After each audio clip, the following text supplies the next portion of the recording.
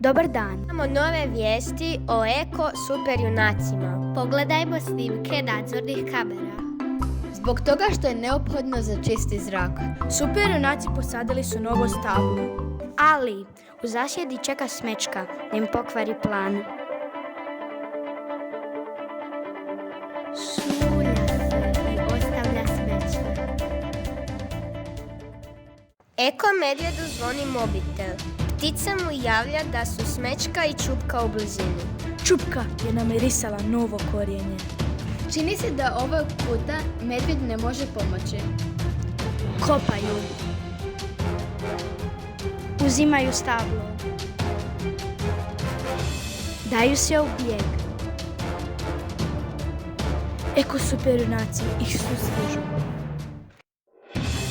Odvija se još jedna epska borba dobra i zla. Uspjeli su i ovoga puta. Pokušali smo približiti kamere, no njihova moć tajnovitosti spriječila nas je. Mogli smo vidjeti samo vraćeno stablo.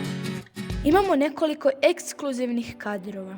Eko Lija, mudra i okretna, prva primijeti eko probleme i smišlja rješenja. Eko zec, spretan, brz, dobrog sluha i njuha za eko probleme. Eko ptica ima najoštriji vid i moć mimikrije. Spremno reagira na svaku neodrživu situaciju. Nakon akcije spašavanja ukradenog stabla čiste iz prirode ostatke smečkinog posjeta. Njihov pravi identitet još nije otkriven. Što je sa snažnim eko medvjedom? Više o tome u sljedećoj epizodi.